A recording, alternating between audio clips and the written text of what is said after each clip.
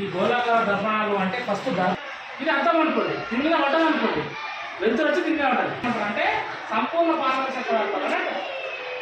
దానికి ఎగ్జాంపుల్ ఏంటంటే అర్థం, మనం ఒక బండి ఉంటుందో టూ వీలర్ అంటాం కదా, టూ వీలర్ యొక్క హెడ్ లైట్ కూడా గమనిస్తే దాని లోపల బల్బు ఉంటుంది ఆల్రెడీ.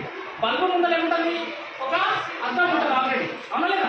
అది గోళాకార దర్పణమా వృత్తాకార దర్పణం అనేది తర్వాత విషయం.